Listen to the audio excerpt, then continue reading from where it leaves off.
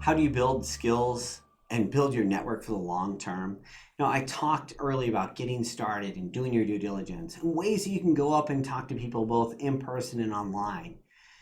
But if you really want to really hit it out of the park with your ability to network and find that job or that connection you want to do it, there's a couple of key skills you want to, really add to your repertoire. I like to tell people it's you need to put a system in place. Networking is hard. It's hard to be disciplined. You're always going to feel too busy, or there could be other things you could be working on. So find a time you're going to put on your calendar. So if, let's say, you've got a current job and you're not looking, you still need to find a time, maybe 30 minutes or an hour a week, where you're sending out emails to your connections and you're finding those reasons to connect. If you're a job searcher or you're a student, then you need to spend more time. You can actually put discipline to it. Put it on your calendar. Don't just, do your schoolwork and, get caught up in your day to day. Put time in your calendar just like it's an important appointment with anyone else. And use that time to do your research, to outreach, to make follow-up calls, to send those emails. Build it into the time of your day that's what I like to say is out of your flow.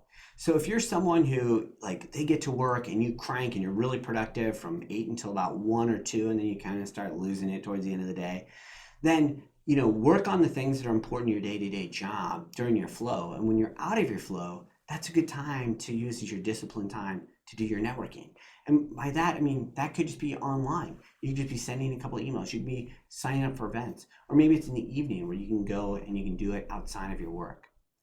For introverts, this may mean that, your system that you're putting in place is not so much about calling people or hitting one-on-ones as it is using that time to research and reach out to people online.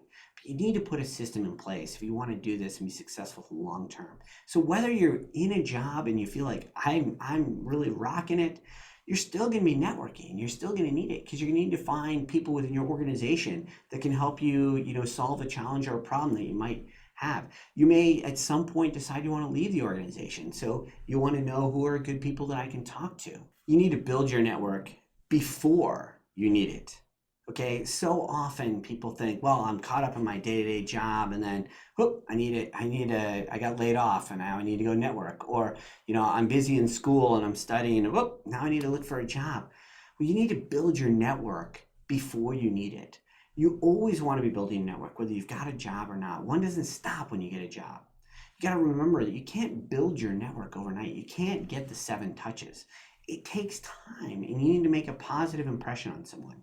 So you want to be doing this continually. You'll be able to build your reputation and brand over time. If you all of a sudden find like, oh my gosh, I need to go out and I need to network and I need to shake a bunch of hands, it's going to come off as inauthentic. People are going to see your desperation. People are going to feel it. So you want to be networking over time and realize you're building relationships over time. And realize that networking can actually help you overcome deficiencies in other skill areas. If you're someone who, gets asked a question in an interview, can you do, X, Y, and Z, and you can only do X and Y, but not Z, then instead of just being like, well, I don't have the skills, if you're able to say, I don't have Z, but I know people who do and I could connect with them, or I know people who do and I'm happy to learn from them before I take this role, or whatever it is, it shows that that you have the ability to solve problems, and then you'll be able to do that through your network.